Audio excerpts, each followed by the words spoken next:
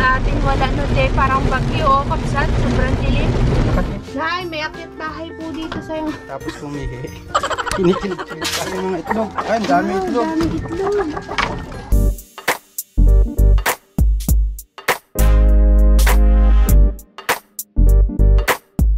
Magandang hapon po. Papunta sana tayo sa farm pero umuulan ng malakas. Wala ka dyan. Nakakatuwa sana kaso lang di ako makakababa. Silipin sana natin yung mga manok natin sa bago nilang kubo kaso lang sigakabsot yung bababa na lang, hindi na ako sasama kasi isa lang yung payong namin. Hindi namin alam na dito pala umuulan sa bayan kasi walang ulan. Papakain tayo ng mga manok. Lakas dito no, pero sa atin wala no de, parang bagyo o kapsat, sobrang dilim. Nakatingnan natin kung effective yung bubong-bubungan. Kaya nga, ikaw lang makakakita, hindi na yung kakapsat. Ito lang kasi yung payong natin ng lakas o. Saktong-sakto din yung paggawa natin ng kubo. Ano, kahapon natapos. Talaga naman. Bait ni Lord talaga kapsat kasi kung ganito, nagganto-ganto kahapon, paano tayo matatapos? Basa yung mga alaga. Basa yung mga manok natin. Nung natapos yung manukan, saka nag-ulan ng ganto kalakas. Ilang beses nag-uulan, di ba din o? No, nagbabadya. Oo, pero hindi ganito kalakas. Ampun-ampun lang kaya. Ah, madilim di ah. Nakaso, baha na.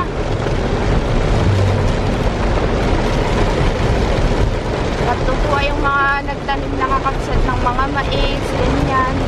Mag-uong kita ng Carlo. Hindi dim. Yung malakas. Lakas ang ulan. Yan, magsimula na tayo sa kaingin kabsat, kinatay Carlos. Sana makapasyal tayo at makita nila na. Kaya nga eh. Ayan, magsisimula na rin tayong magtanim sa farm. Kasi ito nun, laging water pump to. Ilang araw, 4 na araw. Sunod-sunod no de, walang tigil. Ayun, kasi malulugi naman daw kaysa naman walang kitain. Kaya at least maski pa paano. laki din yung mais niya no. Nung tagtuyot, akala nga namin kapsat magiging butit ito ay. Kasi talagang tuyot talaga. Kaya masaya sila. Oo.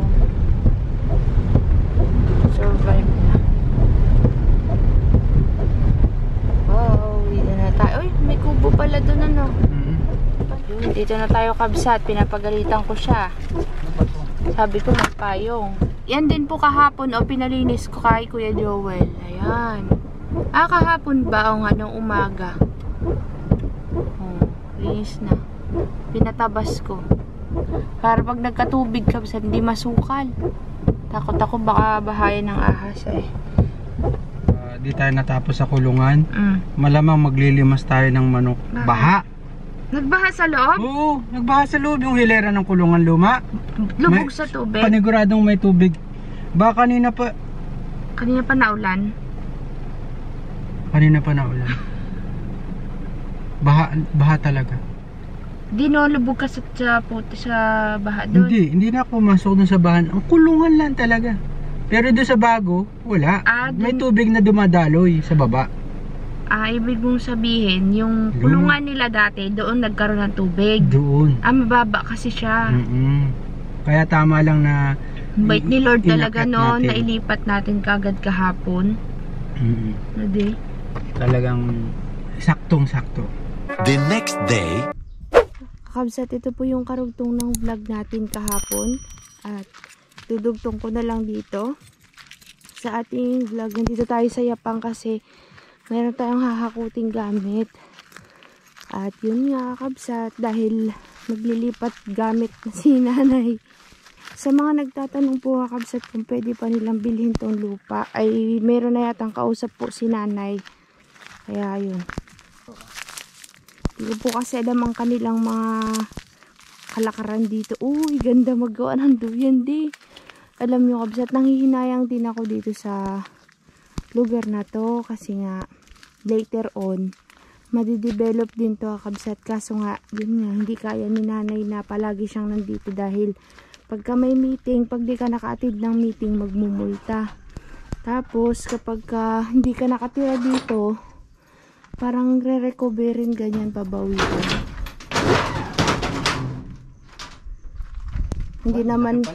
Hindi naman kaya ni nanay na laging nandito kasi nga may trabaho din. Hindi rin namin kaya kasi nga may farm din. Mahirap kabsat. Pati yung lamesa? Oo, kaya mo ba? Oo, kunin ko yan. Oh, sige. Kabsat. Andito tayo sa kubo ni nanay kasi kukunin natin ito, oh. Kukunin po natin tong, ano nga tawag dyan, liso. Tsaka po yung lamesa ni mother. Yan. May mga pasok po ang person. Dami pa namang tanim ni nanay na halaman dito. Tsaka yung ano, mga puno-puno niya. Ay, natumba na ng tuluyan yung mga saging. Nabulok na kabsat. Kaso lang, pag tag-araw, wala kang mabubuhay na tanim dito. Tsaka po, mahirap ang tubig kabsat kasi galing sa bukal. So, pagkatuyot, ay, tulo-tulo na lang tubig. Nandun sila nag-iigibo, dun sa area na, dun sa kabahayan dun. Wala po ditong ano yung nawasa. Galing sa mga water district. Water district. Uy, laki pala yan, boy, ah. Titiklopin natin yung ano pala din. Yung upuan. Yan. Lamesa. Yung pinya ko kaya dyan, buhay pa. Parang namatay na kabsat. Ay, hindi. May mga nabuhay na pinya. Yung nasa ilalim ng mga puno na buhay. Kasi nga, malilim. Pero yung mga nasa initan namatay. Silipin natin kabsat. Habang nagbababa ng gamit si kakabsat. Pasensya na, medyo malikot yung ating camera. Oh, buhay yung iba, kabsat. Oh. Ay, mayroon din doon na buhay. Oh. 1, 2, 3, 4, 5, 6, 7. Halos buhay pala lahat kakabsat na ano lang siya yung maliit. Maliit lang yung kanyang ano, puno. Siguro nagpanibagong sibol. Ayun. Ako may tanim yan eh.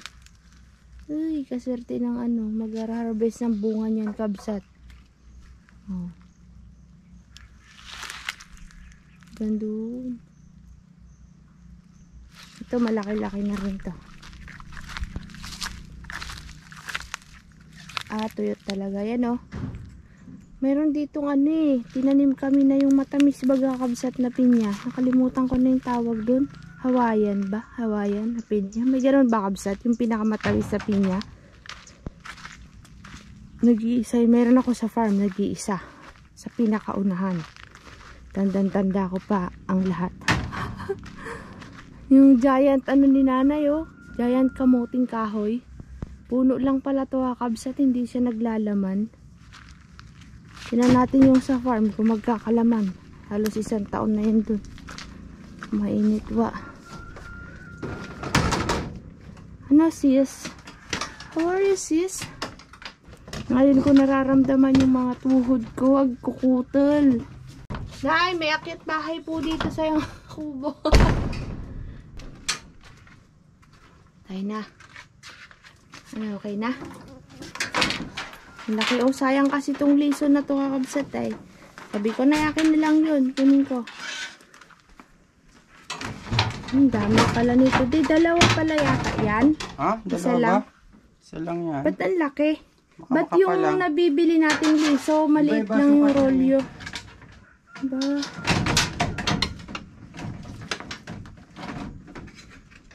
Tibay pa tong bubong na to kakabsat, oh.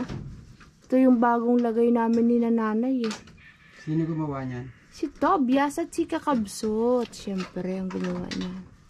Oh, galing oh. Bayog din to kakabsat. Halos ano na to. 3 years. Itong kubo ni nanay. Ito yung bayog kagaya ng ating in-order. Ganyan po siya. Pag di siya nababasa kakabsat at hindi nainitan ng direct sunlight, matibay to. Oh, may mabigat kang bubuhatin. Saan? Wow, pakabigat naman. Ikaw, yung piso wifi mo ha. Kabsat yung piso ay pa niya nabasa kahapon. Kala niya hindi mabasa. Umulan ng malakas. Uy, muntik nang bumaha kila mother kahapon. Sa lakas nung saglit lang na ulan no, de. Pagbalik nga natin, Kabsat, galing dun sa farm, diba, nag-vlog ako nung umulan. Baha dun sa Tulaong, yung dati namin dinadaanan na binabaha. Ay, nakaabot nga yung walis mo dyan. Hindi.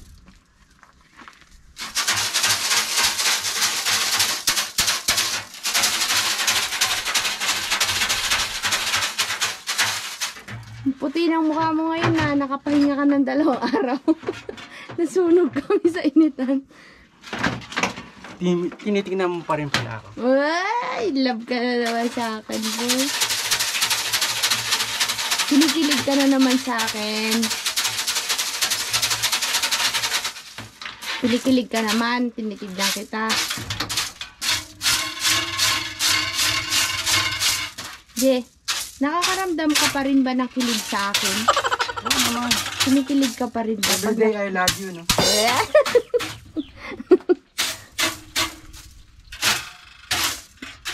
Yung tipong pag nakikita mo ako, nag-i-spark pa rin ba yung mga paningin mo sa akin? Oo. Ulitin mo nga, parang labas sa ilong. Oo, parang ako naiihi pagkatapos pumihi. Kinikilig-kilig pa.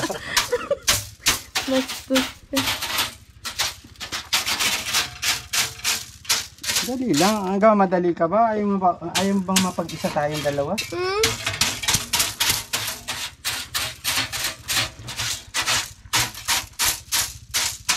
Dito mahirap ang pagbubuhat. Masugat ka, ha? Kaya mo yan, di. Alang-alang sa... Nang-alang sa Aray ko. liso. Alang-alang sa liso. Tayo kita dito, ha? Kaya mo? Sama ako? Sama na ako. Buksan ko yung ano sa sakyan na kanya. Yaw. Baba mo yung upuan. Hirap kasi buhatin ulit.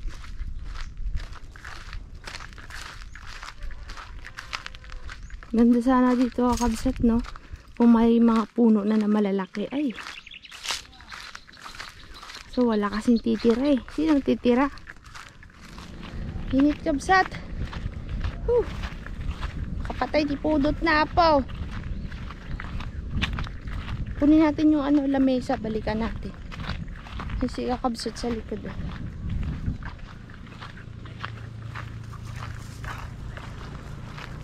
Chancharara! Yung dragon fruit ko hindi na lumaki. Diyan na, Kabsat.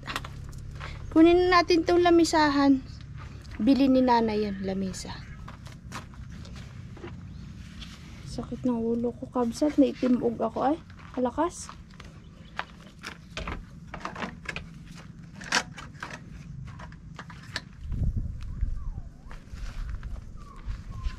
Ang lamesa ni mother. Okay.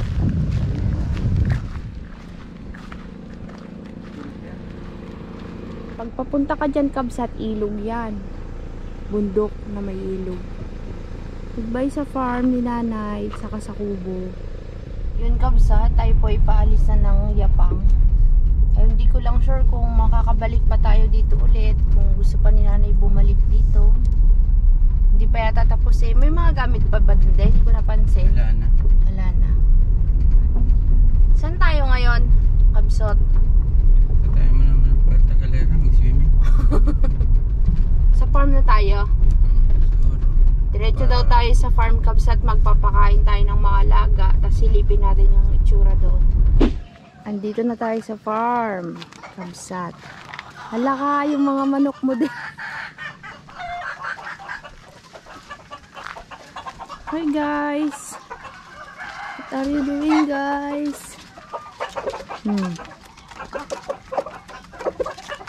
Sarap ng kain niya. Takot niya.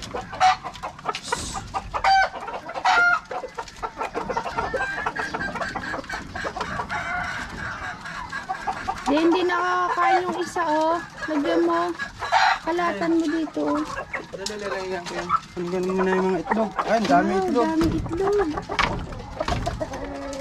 Mga ano yan? Ay, wala akong lalagyan ng itlog. Shhh, tabi dyan. Hey. Saan? Init pa. Kakalabas lang. Ha? May itlog na. Gusto nilang tubig. Wow. Ilan ang nakuha mo? Ngayon, 4. 4. Wow. Galing. Hindi kasi sila stress din, oh. Kaya nakaitlog sila. Ito pa, mayroon pa. Katuwa. Pulot-pulot na lang tayo ng itlog, oh. Nanay Davy, fertile yung mga manok natin. Yung mga itlog na yan, pwede magpapisa. Kaya lang nga, hindi pa ako nakaayos. Kaya di, kailan mangingitlog? Sino? Ako. Uy, ano mo, baka nabasag, naguntugan. Ano nga din? Pwede pang kain yan naman. Kabsat, problema yung na-harvest natin itlog dati kasi, di ba, 3 weeks tayong nasa, 3 weeks na de. Kulangan. Oo, siya kabsat kasi naipon yung dito, inipon nung nagalaga. Nung inuwi natin sa bahay na sila kabsat pumutok. Hindi ko na pala nasabi sa inyo kaya wala tayong bagong itlog. Ngayon, ito lang yung itlog natin. Hindi pa tayo nakaayos na incubator. Ayusin muna kabsat. Kaya hindi tayo makakapagpapisa muna. Kamusta naman yung mga labuyo mo dyan? Ayos lang. Labuyo naman dito kabsat. Kaya nga.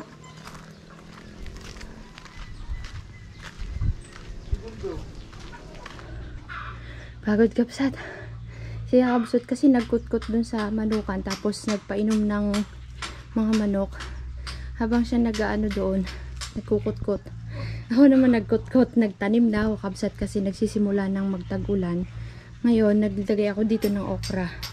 Diyan sa area na yan. Ilang piraso lang kasi dun, matigas na kabsat. Hindi kasi maganda ang tubo dyan, kaya kunti lang tinanim ko dun lang sa malambot na part kasi matigas. Ngayon naman po, dito sa area na to, nagtanim ako ng sitaw na turo kasi hindi ako pwede magtanim agad dun dahil di pa nga siya naararo, masisira lang. Kaya sa ngayon kabsat, dito ko muna siya tinanim hanggang dyan, sayang naman, para at least may hinihintay tayong tumutubo. Yan, hanggang dito po yung sitaw, hanggang dito, tas yung pagitan tinaniman ko rin.